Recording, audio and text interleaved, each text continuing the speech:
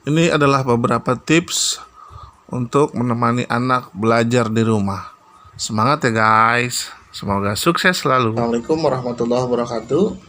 Halo guys, kita berjumpa lagi dengan channel Sir Yamin Anderson. Untuk kesempatan yang berbahagia ini, saya akan membagikan tips bagaimana kita mendampingi anak belajar di rumah selama pandemi corona ini.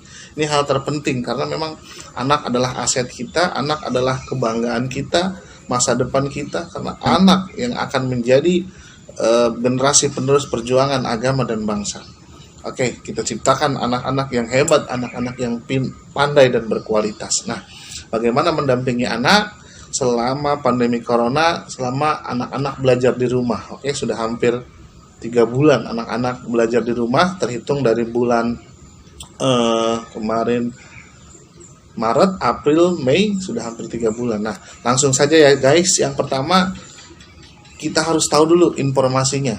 Ya, kita harus tahu dulu kejelasan tugasnya seperti apa, formatnya seperti apa, ditulis, diketik, nanti pengirimannya melalui Google Classroom kah, melalui email kah, atau melalui WhatsApp kah? Ya, ini yang pertama harus kita ketahui, tugas anak seperti apa.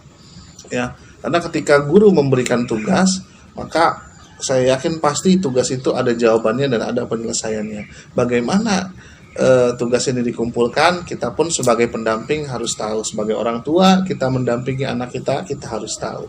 Yang kedua adalah kita ciptakan suasana kondusif.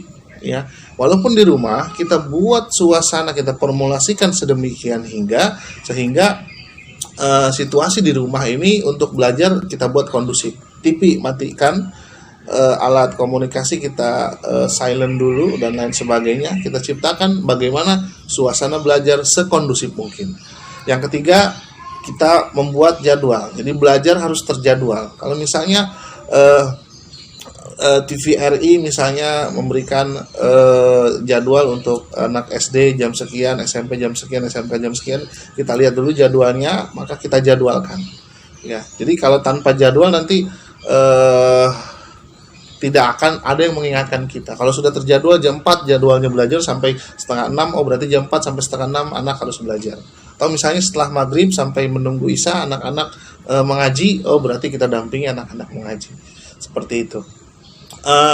Yang berikutnya, yang keempat adalah pendekatan komunikasi. Bagaimana kita memilih kata-kata yang baik kepada anak, bagaimana kita melakukan pendekatan kepada anak sebelum kita belajar, kita menggunakan kata-kata yang baik, mengajak dengan bahasa yang baik, ya, karena memang anak itu adalah seperti mesin yang mudah sekali menghafal, dan anak-anak sekarang pandainya luar biasa. Kadang-kadang mereka jauh lebih pandai dan lebih mengerti daripada kita sebagai orang tuanya. Oke, yang kelima, fleksibel. Nah, pembelajaran di rumah itu tidak seperti pembelajaran di sekolah. Pembelajaran di rumah kita buat sefleksibel mungkin. Artinya fleksibel seperti apa? Kalau di sekolah masuk jam 7, pulang jam setengah 4, ya istirahat nanti jam 10, istirahat lagi jam 12 nanti, ya karena memang ada rundown-nya, karena memang ada jadwal mata pelajarannya. Tapi kalau di rumah kita buat sefleksibel mungkin. Misalnya hari ini kita belajar bahasa Inggris untuk anak kita, tapi anak kita sedang kurang mood untuk belajar bahasa Inggris, dia lebih suka menggambar, dia lebih suka matematika, ya kita sesuaikan saja, ya kita buat sefleksibel mungkin. Yang penting suasana kondusif, ya pendekatan komunikasi sehingga fleksibel. Oke. Yang berikutnya, yang keenam, adalah cari cara yang menyenangkan. Nah, bagaimana mencari cara yang menyenangkan? Kita bisa komunikasi dengan gurunya, kita bisa berkomunikasi dengan orang tua wali murid yang lainnya. Bagaimana sih membuat komunikasi yang menyenangkan itu? Atau kita juga dengan mudahnya, ya dengan jempol kita bisa di search engine Google kita bisa cari.